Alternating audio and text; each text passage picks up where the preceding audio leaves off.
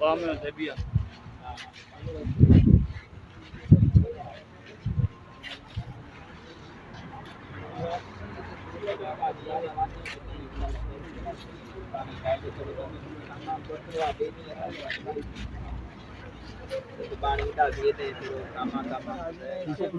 صلح حدیبیہ کہتے ہیں۔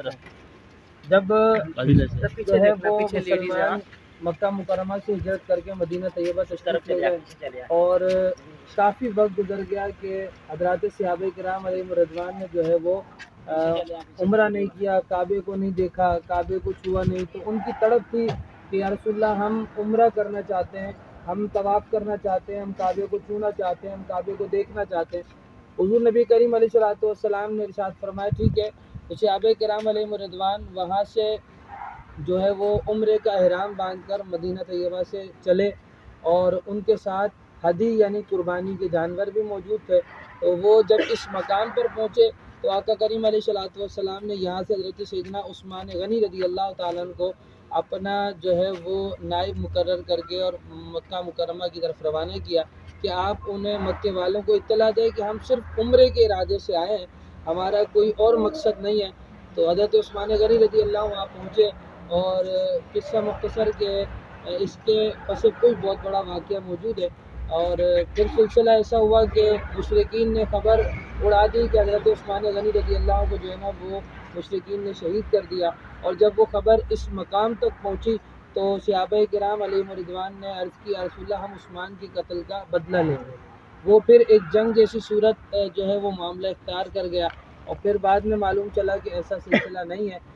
جبکہ مشرکین نے حضرت عثمان غنی رضی اللہ عنہ کو پیشکش کی کہ تم یہاں تک آ گئے ہو تو تم عمرہ کر لو، لیکن آقا کریم علیہ السلام کی غلامی کے قربان جائیے۔ حضرت عثمان غنی رضی اللہ عنہ نے ارشاد فرمایا کہ جب آقا کریم صلی اللہ علیہ وسلم نے عمرہ نہیں فرمایا تو میں بھی عمرہ نہیں کروں گا،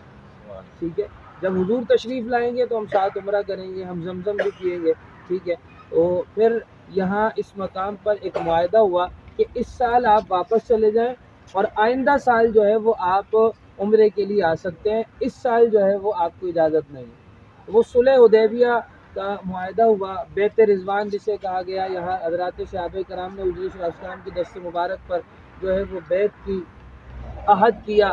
اور پھر یہ سلسلہ یوں ہوا کہ حضرات صحابہ کرام جو ہے وہ واپس مدینہ طیبہ لوٹے، اور پھر فتح خیبر ہوئی، اور فتح خیبر کے بعد پھر صحابہ کرام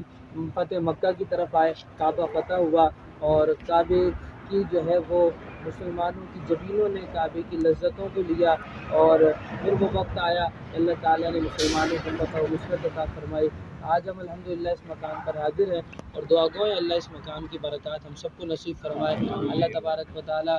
اس مقام کی برکات سے ہمیں بھی صلح کرنے والا فرمائے، اللہ صلح کرنے والوں کے ساتھ شامل فرمائے، آمین۔ اللہم صلی علی سیدنا مولانا محمد مبارک وسلم وصلی علیہ، اللہم انت السلام منک السلام تبارک ربنا و تعالیت یا ذی الجلال والاکرام، اللہم ربنا سمعنا واطعنا غفرانک ربنا و الیک المصیر۔ الہی ہم سب کی حاضری قبول فرما، ہمارے گناہوں کو معاف فرما، ہماری خطائیں درگزر فرما، اس مقام کی برکتیں عطا فرما، صلح حدیبیہ کی فضیلتوں سے ہم سب کو مزین فرما، اس کی برکات سے ہم سب کو مزین فرما، ہماری خطاؤں سے درگزر فرما، ہمارے بیماروں کو صحت عطا فرما، پریشان حالوں کو خوشحالی عطا فرما، تنگدستوں کو فراغ دستی عطا فرما، بے روزگاروں کو روزگار عطا فرما، بیماروں کو صحت عطا فرما، پریشان حالوں کو خوشحالی نصیب فرما، ایمان کی سلامتی عطا فرما، یہ سفر آخری سفر نہ فرما، یہ سعادت ہمیں پھر نصیب فرما، الہی جب جب نصیب فرما مقبول نصیب فرما۔ جتنے حاضر ہیں ہاتھوں کو اٹھائے ہوئے ہیں، دلوں میں دعا